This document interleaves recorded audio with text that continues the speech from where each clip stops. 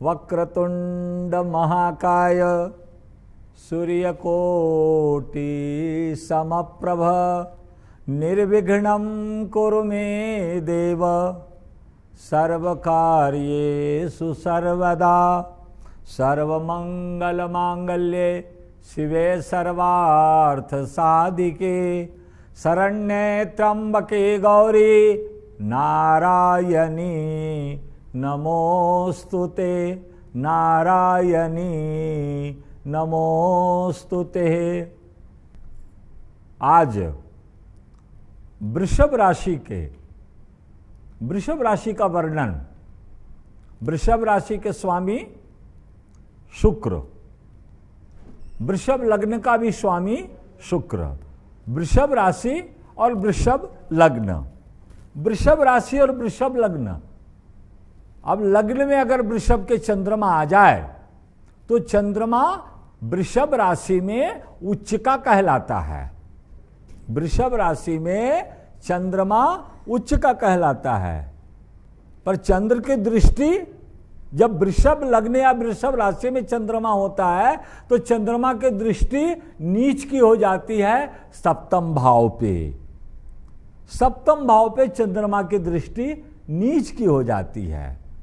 अब जीवन में निर्णय शक्ति का स्वामी वृषभ राशि को या वृषभ लग्न को निर्णय का अर्थात किसी प्रकार का डिसीजन लेना है, कोई बात का परामर्श करना है, उसके स्वामी बुध बन जाते हैं। एक, व्यापार के स्वामी मंगल बन जाते हैं। दो, लाभ के स्वामी बृहस्पति हो जाते हैं। तीन, और कर्म के स्वामी शनि हो जाते हैं। चार। इन चार ग्रहों का समावेश है। जोड़िए, वृषभ लग्न और वृषभ राशि में जन्म लेने वाले का फल। बुद्धि के अधिपति स्वामी बुध, व्यापार के स्वामी मंगल, कर्म के अधिपति शनि और लाभ के अधिपति बृहस्पति। इन चारों का देख लीजिए आपसी तालमेल पहले। यानी हम किसी प्रकार का ये राशि स्वामी वाला व्यक्ति अगर कोई कार्य करने के लिए आगे बढ़ता है तो उसके सामने देख ले कितनी। अब बुध अगर निर्णय लेता है उसको मंगल स्वीकार नहीं करता है। बुध निर्णय लेवे तो बृहस्पति स्वीकार नहीं करता। हाँ, बुध निर्णय लेवे तो कर्मेश जो शनि है वे स्वीकार कर लेता है। 80% इनका मैत्री भाव है। तो अर्थात वृषभ राशि का अर्थात वृषभ लग्न का अधिपति जो शुक्र है, ये दोनों मस्तिष्क से अपने मस्तिष्क से ही काम करेंगे। क्यों? अगर बुद्धि का ज्यादा प्रयोग करेगा तो लाभ उपयोगी नहीं कर पाएगा। जितना लाभ होना चाहिए उतना लाभ नहीं होगा। और मुख्यतः वृषभ लग्न के लिए बोलेंगे व्यापार का मालिक मंगल है, तो मंगल पर्सनल अगर देखा जाए तो केवल खनिज का अधिपति है, भूमि का अधिपति है। जमीन जो है, जमीन के अंदर जैसे कंद मूल फल, आलू की उत्पत्ति जमीन से है, शकरकंद की उत्पत्ति जमीन से है, तो गिट्टी भी जमीन से निकलती। तो अर्थात भूमि के अंदर की जो चीजें हैं, यदि फिर वही बात आ गई, फिर से कुंडली ही आपको पुनः दिखाना पड़ेगा। अब क्यों? अब सप्तमेश की जब आप जन्म लिए उस समय वृषभ लग्न अथवा वृषभ राशि का सप्तमेश अर्थात मंगल कहां बैठा था, उसके आधार पर फिर आप अपने जीवन के व्यापार को निर्णय लीजिए। एक, दसम स्थान का वृषभ लग्न का 10वें शनि है, कुंभ राशि आती है। आज के तारीख में 10वें घर में राहु चल रहा है, 10वें घर में शनि चल रहा है। तो शनि का अर्थात होता है कार्य तो बहुत अच्छा, कार्य योग बहुत अच्छा चल रहा है, पर पद नहीं मिलेगा। पद नहीं मिलेगा, काम चलता रहेगा, पर पद चाहोगे वो उपलब्धियां नहीं होगी। और ये कब तक चलेगा? क्योंकि वृषभ राशि को 12वें घर में आज के तारीख में वृषभ लग्न को 12वें घर में बृहस्पति चल रहे हैं। लाभ का जो मालिक है बृहस्पति वो व्यय में बैठा हुआ है। अब आप वृषभ राशि में बृहस्पति को आने का इंतजार कीजिए, जो अप्रैल में एंड होकर के मई में आगमन हो रहा है। तो आपका व्यापार, आपकी बुद्धि, निर्णय शक्ति और आपका भाग्य तीनों प्रबल हो जाएगा। मई 2024 से बृहस्पति लग्न में आएंगे। ये आते ही आपके ज़्यादा समय नहीं लगता है। बृहस्पति जब आते हैं तो बहुत 2-4 महीने लगेंगे, ऐसा नहीं है। बृहस्पति का आगमन होगा, कुछ अंश कुछ डिग्रियां आगे बढ़ेंगे और आपको फल देना शुरू कर देंगे। आपका निर्णय भी सटीक होगा, सही होगा, व्यापार भी सही चलेगा, भाग्य भी सही रहेगा, कर्म भी सही रहेगा और आपका जीवन लाभकारी होगा।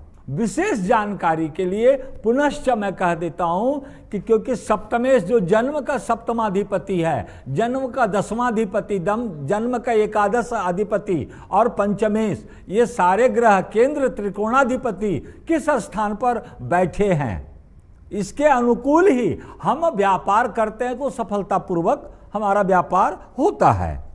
आगे की और एक विशेष जानकारी यह ध्यान में रहे कि जगत के सारे कार्य निर्णय शक्ति के ऊपर होते हैं, जिसको कहा गया है स्थान बल।